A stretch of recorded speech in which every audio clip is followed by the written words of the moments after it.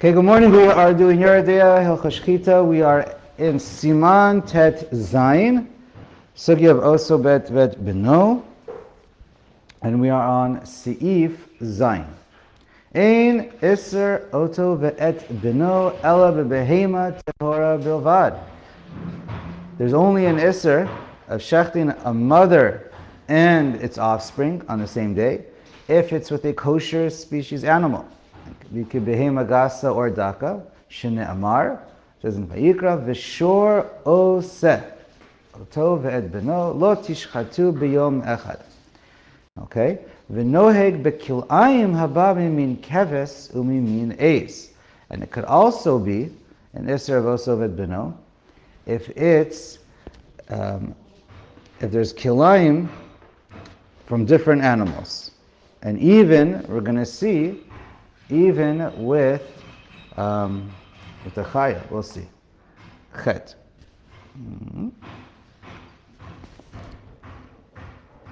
Chet. Tzvi sheba ha'le'ez. Now, if you have a deer, it mates with an ez, a goat, v'yalda, and they give birth. V'shachat ha'ez ubina, and then you shecht the mother, the ez, the goat, ubina, and its offspring, loke. So there's an iser of oso ve'ed beno, and you want to get small because there's a ma'isa. Aval ha'ez shaba ala tzviya, but if it's the opposite, where it's the male animal goes on the tzviya, the deer, so then this is a chaya, not a behema. Asur lishchot ota ve'et bina. So there's still an iser of oso ve'ed beno because of the father, but we learned the father, remember, is only a suffix. So there's an iser of oso ve'ed beno if the father is the goat. V'im shachat, but if one did do shchita because of the suffix, if it's a father, if it applies, eino loke, there's no malchus. Okay, next case. Haita bat tzviya hazot. Now, in the case of it's only through a behemoth, through the father, and then it gets mixed into the offspring. So the father is, right, the parent is a father, where we say it's a suffix. But now this daughter, but that's a mix, gives birth. But there's a tzad, a kilayim, a mixture of a behemoth. So then, now there's the daughter and the granddaughter. So then, nekeva, so if the child's in nekeva, so it's able to give birth, v'yalda ben, and now gives birth to a grandson or daughter, v'shachateta nekeva batat tzviya, vet bina, and so then there's still an iser of oso ve'et bino for the daughter and the granddaughter, and here, because the mother of the granddaughter is a female, there's also loka, there's also malchus. Okay. Tet. Ein iser oso ve'ed beno ela b'shchita bilvad. The only way one is going to be chai of oso ve'ed beno if it's done with a halachic shchita. Shenamar lo tishchatu, because it says lo tishchatu. Aval im nicher perush inyan hanachira hu shetoichev et hasakin b'nichira v'chotech. But if one kills the animal, I mean, it could be anyway, electrocution, a bullet, it could be through the nostrils, you pull it out, and you sever the, brain. So then, et harishon hu nit nabel biyado, if the first one that got killed was done through non-shchita means, and it became an avela, or we're going to see a pasal shchita, if it has a din of an avela, so then, mutar lishchot hasheni, you're allowed to shecht the offspring, the fichach. Therefore, it lends itself to the following. If one has a chereshot v'katan sheshachtu a terishon, beinam leveinatzmam, if all by themselves, there's no gadol who knows hilchos shchita that's watching them, and there's a chereshot v'katan and they do it, so they are by themselves. So we say their shchita is a nevela. Okay. So that's the status of their shchita is a nevela. We're going to keep reading. So therefore, mutar lishchot sheni achareim. So now you're allowed to shecht the child, the offspring or the parent of this animal.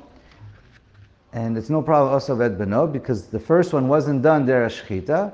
Lefi shirov ma'aseim mekulkalim, because we say usually the majority of the time when these animals do it, when the cheresh shota v'katan does a shchita, then their maisim are mekulkalim, and it has a din of an avela. The Taz similarly says, and if you have a gadol who does it, who doesn't know what he's doing, he's not a shochet, he didn't learn hilchah shchita, he doesn't know what he's doing, and rov ma'asav mekul kalim, so he says, he believes it should also have the same din, but he hasn't seen anyone who paskin this way, and therefore he doesn't say it's mutter if it's a gadol who at least tried to do it correctly. Now, if one checks the first one, and it comes out that it's a treifa, it was a proper shchita, but it was a treifa, so you can't eat it. There's still an isser of oso ve'ed beno. All right, it's machlokas in the Gemara, but that's the halacha, because we say a shchita she'ena ra'uya shema shchita. Even though a shchita it wasn't done, it's not edible through the shchita, it's still a treifa. It still has a din of a shchita. And therefore, you could still be an isser of oso ved beno, even if the first one's a treifa, because they were both shechted. Now, the Shach and others point out that if it's a case where the sakin, you checked it afterwards, and then you find that there was a psul, so really it has a din of a safek shchuta, and so therefore it's aser, we did safek, and if we call it a nevela lahalacha because of all the chumras, which we're going to get to, then that still has, because it's only mitzad chumras or safek, we still have, it's aser to shech the second one, right? Because we know that it might still be kosher, and therefore, okay, but obviously it wouldn't be malchus. Next. Did I finish the Ramah? Let's read the Ramah. Hagavim acherim roin sheshochtim karai asur lishchot acherim ken yireli. And the Ramah adds, well, it seems clear that if other people are watching the cheresh shota v'katan who does it, like we learned this already in the beginning of Hilchah Shchita, that they are able to do it b'diavad if someone is watching them. So therefore, that's a proper shchita. Okay, basically that's a review of what we already know. Yud. Mutar lishchot et ha'me'uberet ubar yerech imo ahu. So we know that if we shecht an animal and there is a fetus inside, when you shecht the animal, the mother, the fetus is also going to be kosher and it doesn't need shchita anymore midaraisa.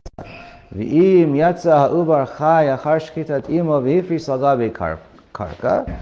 If it's the case of a ben pakua that put his hooves and stood on the ground, so then we know that there's a din midarabanan of marasayin or whatever that we need to do shchita, and therefore ein shochtin oto b'yom echad. Therefore, just like there's a din that it needs to have shchita midarabanan, it's asr midarabanan of oso ved beno v'im shachat. But if someone did shecht it, eino loka, there's no malchus for it. Okay. Right, and we also learned you're allowed to eat it. Yud Aleph. Goy shemachar shtei behemas ve'achar kach amar mesiach lefi tumo shehein oso ved beno. You have a goy who's selling two animals, and he tells you, even if he tells you mesiach lefi tumo, right? We know goyim don't have, they don't not ne'eman and edus in general. So therefore, even though it's also ved, he tells you it's the same. They were shechted the same day. Eino ne'eman. You don't have to listen to him. He has no ne'emanus. You don't have to listen to him. B'mashe amar, what he tells you, la'achar shemachram v'yatza tachat yado. And even when he sells it, it's sold. It doesn't matter. However, umihu imehemen le aser. But even though he has no din ne'emanus, right? I mean, no one needs to listen to him. But you know the guy. You know the situation, and you trust him. So then, for you, it's an interesting sugya. The Gra points out from Kedushin Samech Vav. So this is a case where, for you, just for you, it's aser because you know better. And the mitzias is, the halacha is, if you know it's oso ved beno, it is mamish aser. And For you, it's so since you believe him, for you it's aser.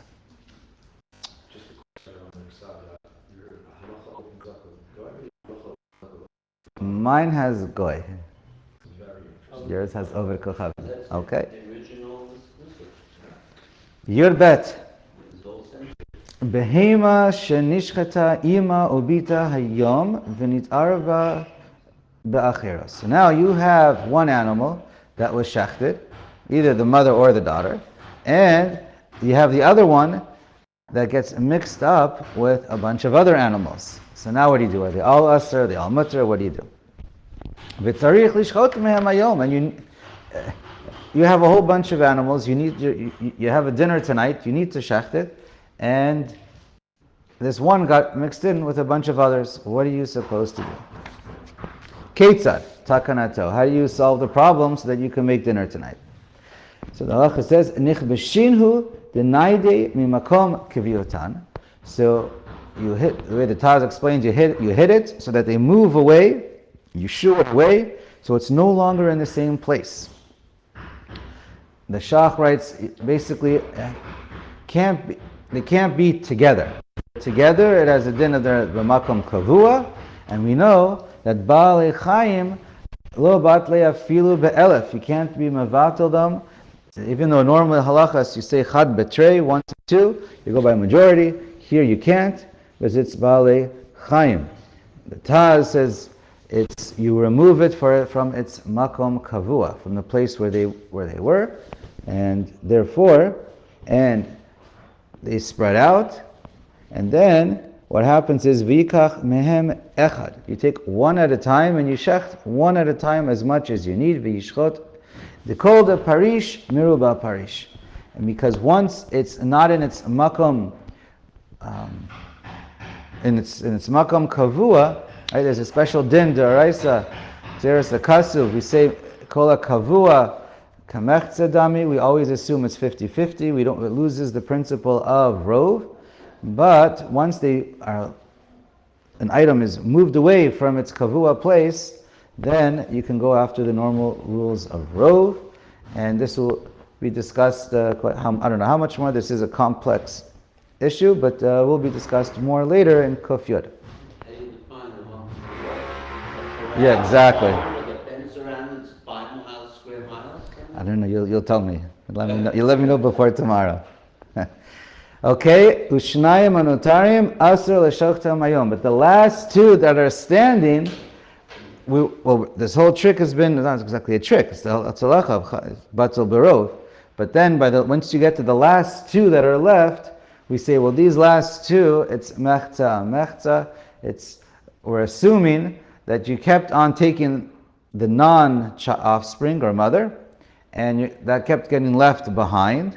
And so now, one of these two is one of them, and the other one's the other one. So when you get to the last two, there's no rov anymore. So that's the takana. That's how to fix it. Okay, let's do siman yud zayin. Din hashochet behema mesukenet lamut. So you have an animal that's sick, and you are expecting it to die real soon. What can you do? Can you eat it or not? So aleph hashochet et abriya velo pirkusa. So there's a halacha of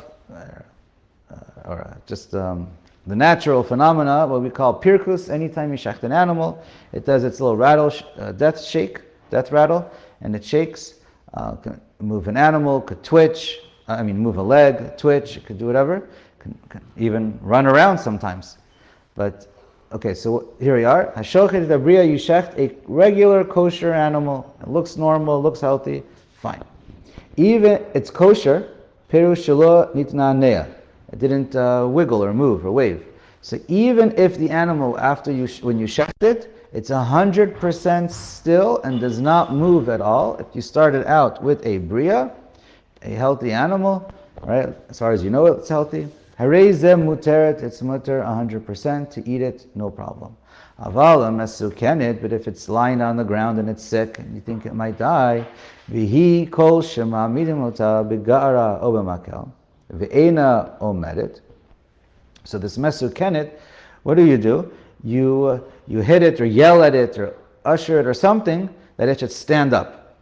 it's not enough to pick it up and stand it on its legs. It needs to show a little bit more life to it. It needs to do it itself. But then it has to be able to stand on its own and stay standing. If it's just going to fall right back down, that's not enough. Even if it eats and eats its normal food, shachta velo pircus aklal. So then a mesukenet, that's the one that doesn't move, doesn't stand up on its own. So you can shecht it, but it needs to do a pircus. If it does no pircus whatsoever, again, a mesukenet that does no pircus, harei zo nevela, has a din of a nevela, and if you eat it, velokim aleha, you get malchus.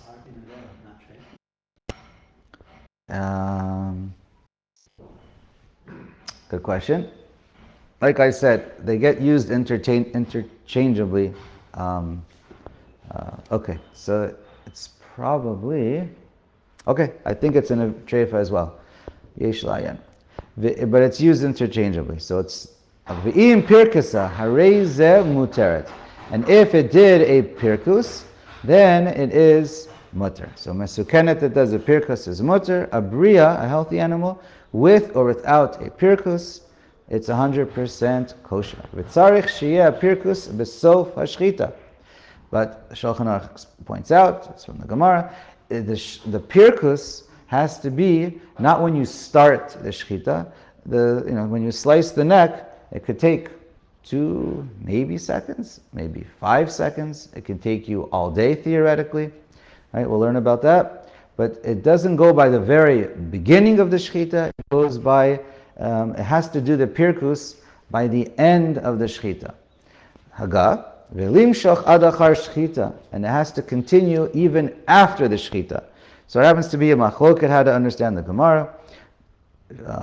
The pre-Chadash, Shulchan Aruch seems to say, even if it's at the very end of the shchita itself, not afterwards, that's good enough.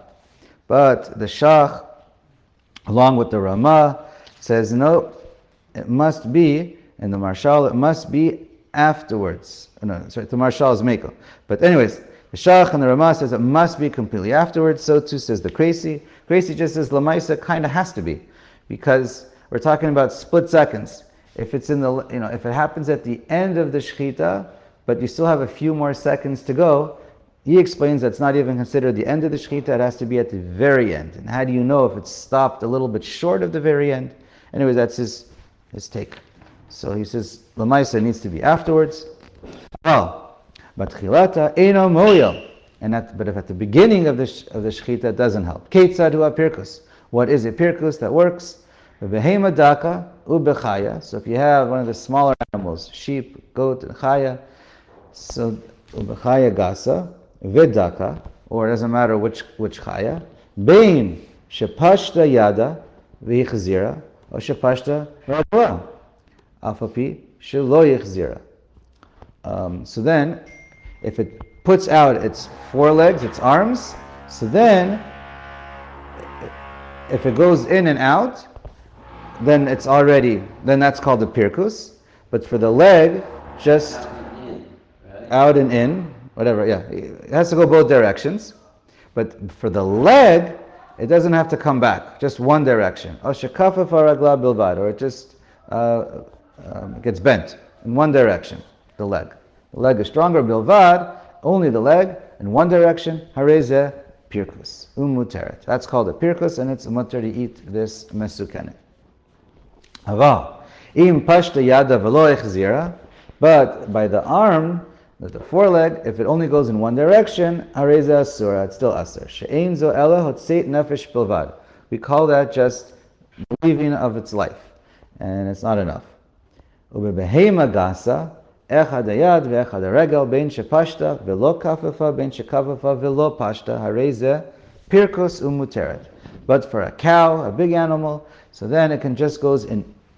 It's one direction is enough.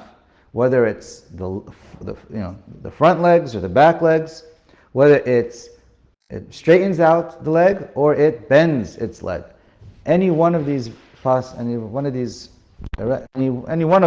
is a proper pirkus umuteret, and it's mutter to eat.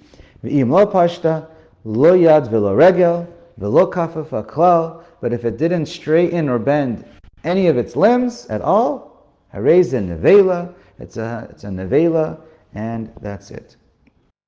Now, we're going to see from the Shach and others, for an animal, it's enough also if you look at the tail. If it does a Pircus on the tail, that's good enough. This is what the Shulchan Aruch writes, Ube'of, afilu lo rifref, perish me'inyan keheraf ayin, has to do with the eyelids. So, ela be'eno. Afilu lo rifref, ela be'eno. By a bird, chicken, all you need is for it to bat its eyelashes, and that's good enough. And the Shach points out some who disagree, its eyelids are not good enough. Velo kiskes ela biznava, Pirush nanea. If the tails moves or wiggles, that's good enough. So we see that by the oaf, he writes it's good enough. But we said many point out that the tail part actually is good enough even for the animals. Hare ze Pircus, and that's a proper Pircus. Okay, let's do a bit more and we'll finish. Bet hashochet el mesukena balayla v'liyadayim Pircus hare ze safek nevela v'asura. You shecht at night, it's dark, and you can't see, and you want to check it in the morning. You couldn't see if it did a Pircus. It was dark at night, you want to check it in the morning, then it's a safek nevela, and it's aser. Right? And the Shach points out, the Torah says you can check in the morning if you see blood all over the walls, and you can assume that it got all over the walls from the Pircus. The Shach and others say, most say for sure that's not okay. I mean, even it could sometimes squirt out from the shechita itself without doing, just because of the lachatz, the pressure. But, okay, so looking at the walls is not going to work. Okay, now let's go on. Last one. Gimel. Gedolei chachamim lo hayu ochlin behema shemaharim uveshochtim ota kadei shelo tamut.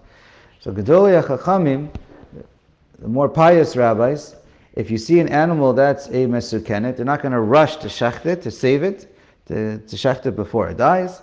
Ve'afal pi shepirkusa besof hashchita, even if it does its pirkus, they won't eat it. V'davar zeh ein bo iser. It's not aser to eat it. It's 100% kosher. Ella, kol hachmer alatzma b'davar zeh. If someone wants to be machmer, hareze meshubach. So it's a good thing. And the Shach points out it depends. If it's a hefsed mammon, then it's not midas. It depends if there's a hefsed mammon, basically. If it's a hefsed mammon for other people, you should not be machmer. But if it's a hefsed mammon just for gedolei chachamim, then it could also be good. All right. And one last thing, one to be machmer. So the Be'er Hetev also points out that if it's a behema that had a shaila about it, so it's also an inyan to be machmer. If you had a shaila because you didn't know about a simple halacha, that doesn't count. But if it's a real complex issue and a real suffix, so it's a worthy thing for individuals to be machmer.